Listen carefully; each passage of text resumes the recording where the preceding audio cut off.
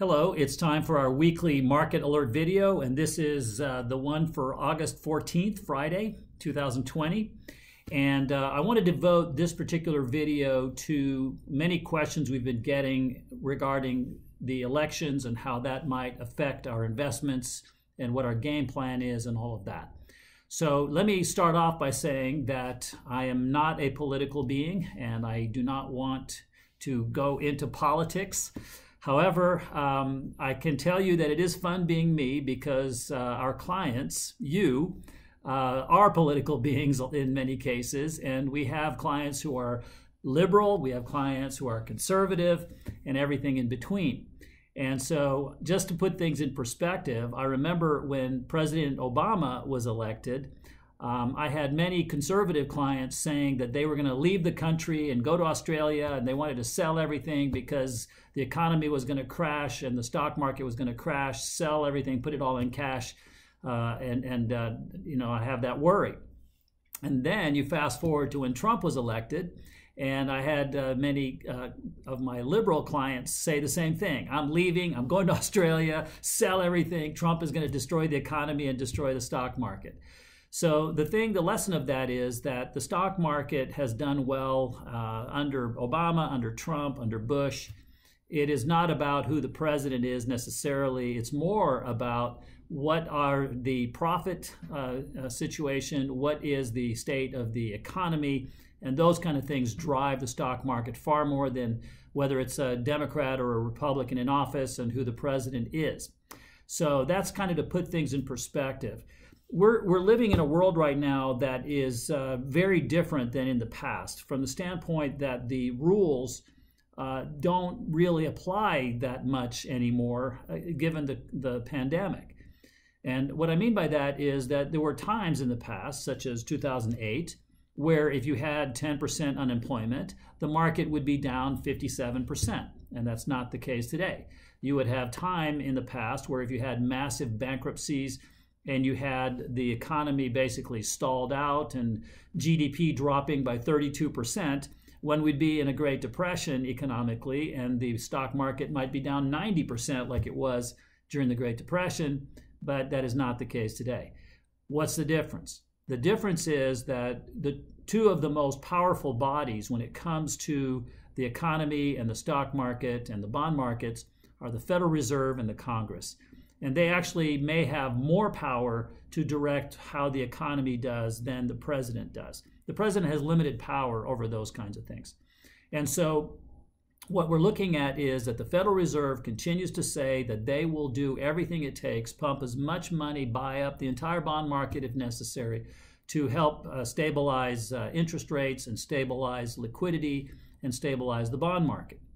On the consumption side, the government hasn't come to a deal as I record this yet, but we anticipate that they will come to their senses, we hope, and have a stimulus package for unemployed people.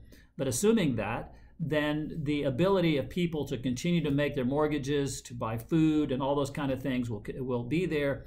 And therefore, the consumption side will, in theory, remain strong, or at least keep the economy going. In fact, we saw this morning on Bloomberg where they said that the retail sales numbers had actually returned almost to where they were prior to the pandemic in many cases, and even restaurants and those kind of things have seen an increase in business. So it looks like the money that is going to unemployed people is keeping spending going and keeping the economy going. So as long as we have those things, we anticipate that the effects of the election will be muted. Now, another thing that we should take into account is that the stock market is future thinking, meaning it's looking into the future 6 to 9 months at all times. It's kind of like the deer that looks in the weeds for that lion. It's, any movement in the weeds causes the deer to think, oh my, is that a lion? And the stock market and investors tend to be the same way. They're always looking for what could hurt them, what could harm, and react accordingly. And so right now, the polls, it's early, of course, the election isn't for another 3 months or so, but the polls are looking like, at this time, Biden is in the lead. So how has the market reacted to that? Well, as far as we can tell, it doesn't seem to care. And the reason is because, in our view, it is primarily about what the Fed is going to do and what the Congress is going to do with stimulus packages. If those are in place, then we anticipate that the markets should play through the elections. Now, the other thing to think about is that we may get gridlock.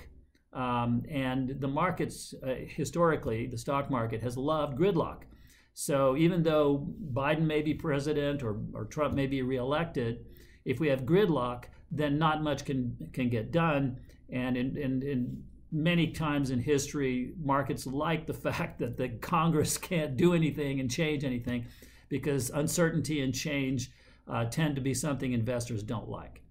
Now, having said all of that, if the markets do turn badly because of the elections, then we always have our fallback of our sell strategy, our invest and protect strategy that should help us to mitigate the downside losses should that occur. So overall, right now, it does not look like the elections are going to be a big player in what the markets do. Of course, we'll keep our eye on it, but most likely it's going to be what the Fed does and whether we get a stimulus package out of Congress, which we anticipate that we will. When is the question, but we think it'll eventually happen. These things seem to go that way. So in the meantime, we hope that you are staying sane. We hope that you are staying healthy. We hope that you are letting us do the worrying for you so that you don't have to.